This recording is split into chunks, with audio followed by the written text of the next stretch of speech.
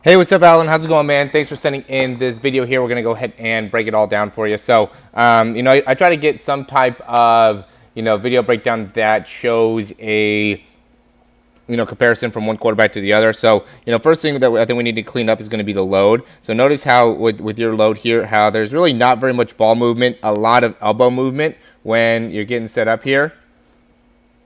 Where what you want to be doing is really getting that arm back and getting that arm back and really getting the ball back, right? So notice how Drew Brees is, and I wish we had a little bit better, overall angle here, but, you can see that it wants to be a hand, getting the hand going back, and then also the elbow back, and not raising the elbow too far up, right? So see how low he keeps that elbow and how the ball is about on the same plane where you're all the way here. And then what ends up happening is that then you have to kind of drop that elbow back down as you're coming through. What you want to be doing is you want to load, and then as you come through, you want to be able to bring that ball up, bring that elbow up, and make it so then you can come straight through like that. Because what ends up happening if you go and lift the elbow up here and then have to bring the ball back is now the ball will get a little bit stuck right behind your head.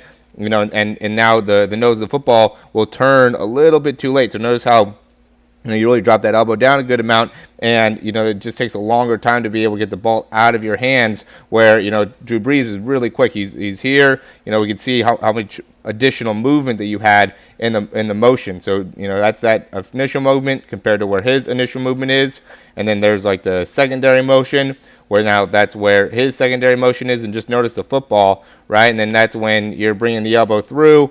And he's, already kind of bringing that elbow through, and he's just able to get a lot more of his body weight out in front of him a lot earlier because he's able to get that ball and elbow through the actual throw a lot faster. All right, so that's going to be an important thing for you to, be able to work on. I'd also say that when you're going and stepping here, once you get that front foot down, you really want to be able to push and get a little bit more extension here. So you might want to take a little bit longer steps so then you could really fully extend off that back leg, or at least get a little bit more rotation through, that back foot to make it so then you're able to generate full hip extension, because really that disassociation is important, where you get that hip to be able to rotate through while you're keeping your front shoulder kind of locked in place. And so, right here is really when you want to be able to get those hips to be able to open up, but instead you end up opening up that shoulder pretty early, which is going to also be another place where you can get a little bit more power out of your actual throw. So, those are a couple things that stood out. I'll see if we can, let's actually look at this one and this one. Just, I'd say for future, what would be the better view instead of getting the back like this here, would actually be from this view. All right, so that'd be the better one next time.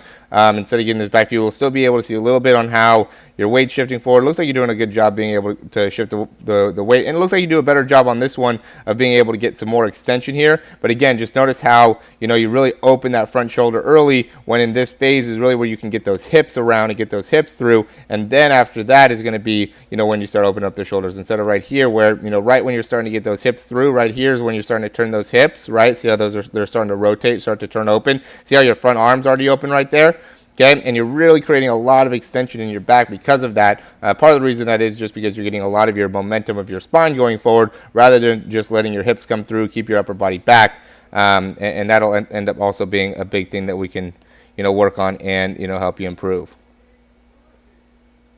I think the arm position is good when you finish. I think that you're getting a nice snap when you get the nose of the football facing forward. You get full extension, during the actual throw, which is all good stuff. We just need to be able to work on, some of that stuff that we talked about with that initial load, and I think that's going to make a big difference. Just make sure you're not stepping off to the side too much.